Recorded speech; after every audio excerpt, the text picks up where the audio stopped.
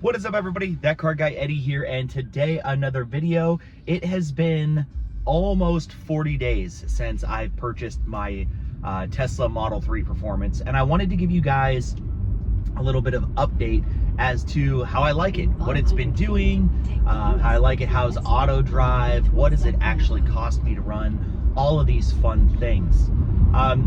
For those of you that don't know, a couple months ago, I made a decision to save a little bit of money in my life, and part of that was on my vehicles. I read an Edmonton report the other day that was sponsored by Car Gurus, and they said that the average cost of a vehicle in the United States, the average payment people have right now is over $800 on their car. And I get it, man. I understand. Like, I know how that can happen. I had crazy high car payments. And part of it is because cars are getting so much more expensive, right? That's the big thing, is cars are getting so much more expensive. So the average cost of a new car is $40,000 and the average payment is about $800. It makes sense because car math is easy, right? Basically, for every $5,000 you finance, you're looking about $100 a month payment. So 5 divided by 40 is 8, and $800 there you go. It's very, very simple math. And that is how people get high car payments. Now, you add into the fact the high cost of insurance. Insurance is ridiculously high right now on a lot of things. And I would urge you to look at the price of insurance on things, because we're going to talk about that with the Tesla in a little bit. But part of what I wanted to do was I wanted to eliminate my fuel bill. You know, in California, you really get stuck, you know. I mean, I was paying $4.85, $4.75 for fuel, and, you know, it was just too much. I was driving a lot. Now, I've recently moved and I live much, much closer to work, which is nice. So while the time is taking me half the time, it's taking me, you know, a quarter of the distance, which is nice, because distance is a big thing when you're talking about gas consumption and all that fun stuff. But how did I land on the Tesla? Well, I was in the market for a new car, and you know, I was looking at used cars, right? Used cars, because I didn't want to spend 40 grand on a new car, let alone 40,000 miles or $40,000 on kind of a base model car. You know, I wanted something that was semi-fancy. I wanted something a little nice, and I wanted something that I've never done before. I've tried the Toyota thing. I've had hybrids. I've had Ford hybrids. You know, I've had all sorts of different cars, and I wanted something that was going to be fun, you know, because there's this weird mixed bag you have when you talk about something that's fun versus something that's fuel efficient, right?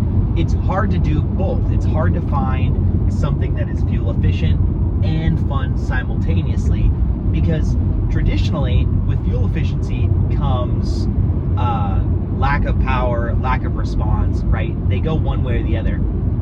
And I wanted something that was going to be pretty efficient. So I started looking at different cars and stuff, and when you start looking at that, and then you start looking at more of the luxury brand cars, I was looking at like, oh, well, you know, why don't I look at a Lexus? And I was looking at some Lexuses, and they were just expensive.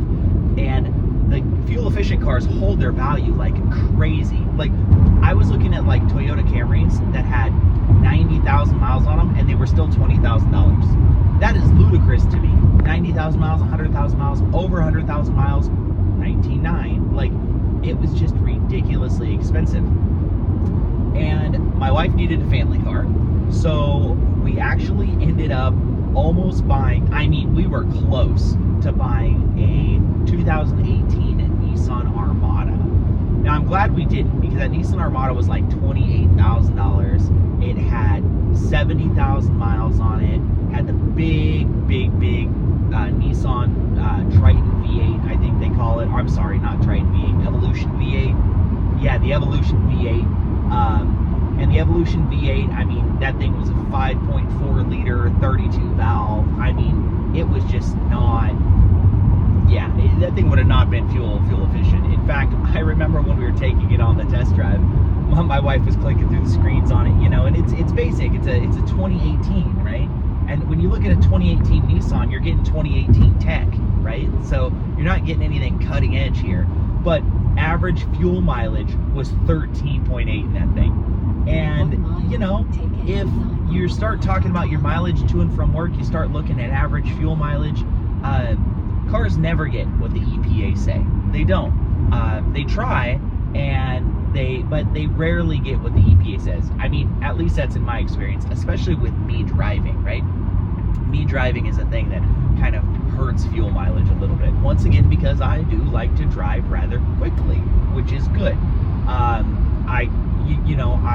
don't speed anymore at all. I'm old, but I do like to get to speed fast and get to where I'm going, which is important.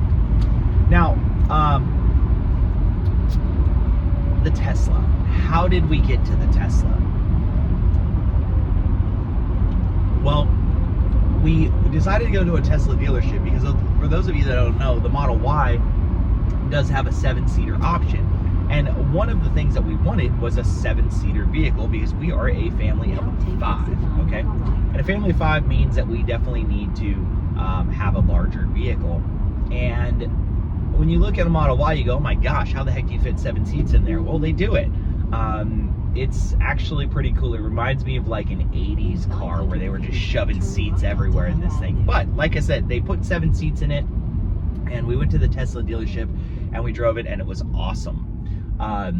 Throttle response, phenomenal. Technology, I mean, the technology in a Tesla is like nothing else compared to any other vehicle that you have. Every other vehicle that's out there, the technology in it is just not as good as what's in a Tesla. That's just facts, right?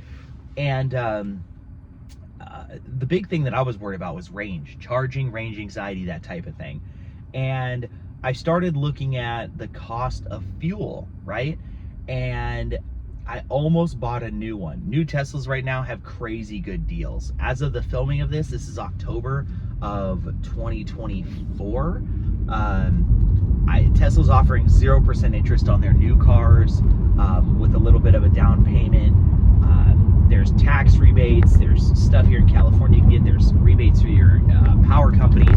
There's a lot of different rebates that you can get your hands on that make a used Tesla or a new Tesla very, very affordable. But like I said, even a new Tesla, very, very affordable, is still expensive, right? You're still talking it's a $38,000 car, $35,000 car. And once again, remember, I wanted my payments lower. So I started looking at used. And I was a little afraid when I started looking used because I didn't know really what to expect. And the Tesla buying experience, when you talk about buying it online and buying used, is like a whole video I could do on myself. Because if you go through and you scroll and you see some of the stuff, you'll see my delivery experience on my wife's Model Y. It was absolutely horrible.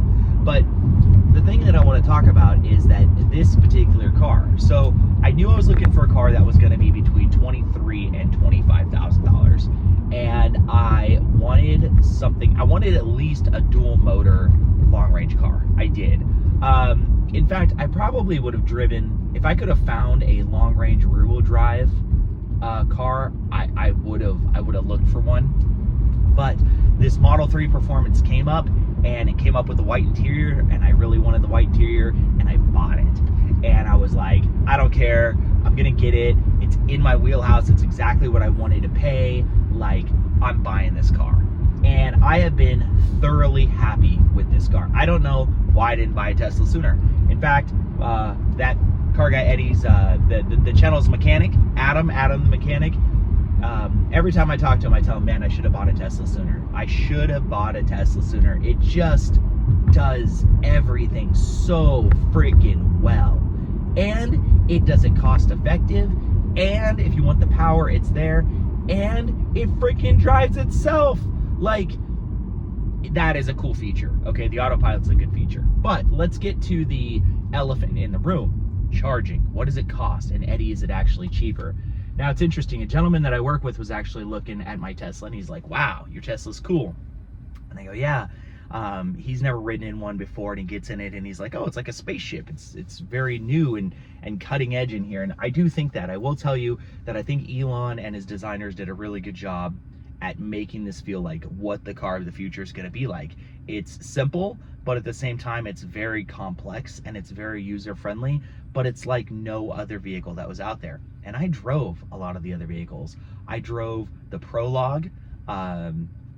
I drove the Mach-E, and I was trying to find another electric vehicle before I bought the Tesla. I wanted to give shots to the other cars because these are traditional internal combustion car manufacturers that make electric cars versus Tesla, which is an electric car manufacturer making electric cars. So that's what kind of, led me over to Tesla. Not to mention the charging network, okay? The charging network on the Tesla is so good. And the way that I found out a little bit about this was when I had my 4xe, my Jeep. I had a plug-in hybrid Jeep, and it had a J1772 adapter on it, which is the round one. Slow charging, it would charge 32 amps, but it wasn't anything crazy. But finding public chargers was next to impossible. And when I did, they were way expensive. They were always broken. They were old. They were run by different companies. So I had like 15 different apps on my phone to try to charge my car.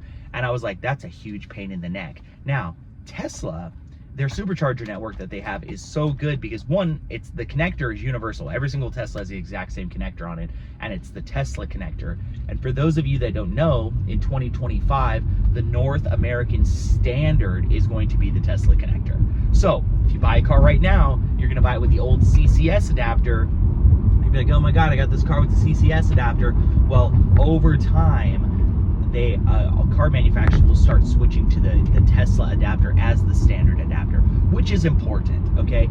Standardization of the charging network across electric cars is so important because the simple fact of the matter is, imagine if you went to a gas station and the gas nozzle didn't fit in your car. That's effectively what it is. The gas nozzle does not fit in your car because, you drive a Ford and Ford decided to make their nozzle different, and AM/PM, doesn't allow this to go through, or, whatever, insert whatever analogy that you need. Because I'm telling you, it just makes sense for it to be standardized. And it will help the world of charging, because I think that is the biggest hurdle that people have to overcome when they buy an electric car, is the fear of charging. So let's talk about the fear of charging and on how that works. So when this car was brand new, it got 319 miles to full charge. Now, when they say full charge, that's to 100%. The thing about it is, every day you're not charging to 100%, you're charging to 80. And the reason you're charging to 80 is to keep the battery happy, right? Now, if you want to go on a trip, you can charge it to 100. It's not a problem. You're not going to break it or anything like that. You can charge it to 100 all you like. However, the battery likes to live between 20 and 80%. So you don't need more than 80%, okay? I'll give you an example. I've been driving 3 days on one charge, and I still have 47% battery left in my car, okay? Now, when you talk about batteries, you talk about kilowatts. I'm gonna make an entire video about what kilowatts are and how that works and everything like that. But the layman's term, the easy way to understand is that it takes me 4.5 kilowatts. So we'll call it 5 kilowatts to get to work. And my job is 15.5 miles, we'll call it 16 miles from my house. So if it takes me 5 kilowatts, and when I charge at home, it's 15 cents a kilowatt, it's 75 cents for me to go 15 miles. 75 cents. So if your car gets 30 miles to the gallon, okay, and it costs you $4.75 to go 30 miles, 1 gallon of fuel. This electric car, to go that exact same mileage, takes $1.50, okay? Because of the kilowatts, and the way that the kilowatts work. Now, that is if you're charging at home, and that's if you're on SMUD. That's another big thing, is what does your electric provider charge for your electric car? Well, what do you pay per kilowatt? I know it's kind of confusing, especially when you look at, you're like, what the hell is a kilowatt? You know, you got that Doc Brown moment. What's a gigawatt? But it makes sense. Now, you're probably saying, look, I can't afford the payment. It's expensive, blah, blah, blah, blah, blah. You got a Tesla, da, da, da, da, da. But here's the thing. If it's effectively 25% of the cost of fuel, right? Okay. And that's assuming your car gets 30 miles to the gallon, okay? Most cars aren't getting 30 miles to the gallon. They're really not, okay? but that's assuming you're getting 30 miles to the gallon. It's about 25% the cost of what you're paying for fuel right now, okay? So what I want you to do is I want you to take your monthly bill that you pay on gas every single monthly bill that you pay on gas, and you're gonna get a number, right? Let's say you pay $200 a month in fuel, okay? $200 a month in fuel. Now, suddenly that $200 a month goes to $50 a month for your electricity to get to work, and you have an extra $150 to do whatever you wanted with. Now, you can buy the Tesla if you wanted to, and the payment that you would be putting in gas anyways now goes into something that has a returning asset. There is a return on your investment rather than fuel, which it just gets burned up. You can buy the Tesla if you want to. You can take $150 and you can invest it. You can put it in a fund to go on vacation. You can do a variety of different things with that extra $150. And like I said, that's if you're only spending $200 a month on fuel. Now, that's not where the cost savings ends, okay? That's where the cost savings begins, because another thing you're not gonna have to deal with anymore is oil changes. Now, I'm telling you, you can call me old, you can call me vintage, anything like that. You should be changing your oil between 3,000 and 5,000 miles. You should be changing your oil between 3,000 and 5,000 miles. It makes sense to protect your investment. I know car manufacturers say you can go 10,000 miles. I know that oil is way better than it's ever been. I know that filters are better than they've ever been. I know that motors are better than they've ever been. But I also know that car manufacturers are being forced to squeeze every little bit of MPG out of their car, and they run tighter and tighter tolerances to do that, to make cars smoother, to make cars more efficient. And because of that, there are smaller and smaller oil passages, and any little bit of gunk that you can risk by not getting an oil change, you risk severely damaging your motor and damaging the life of your motor as you go through things, right? So you have oil changes. So assuming you're changing your oil every 3 months, just assumption that you're changing your oil every 3 months, right? If you're doing it yourself, you're probably spending 50, 60 bucks. If you're taking it somewhere, you're probably spending anywhere from 100 to, I'm gonna park here. You're probably spending anywhere from $80 to $100 to do your own oil changes, right? Ooh, this is a bad spot to wrap the video.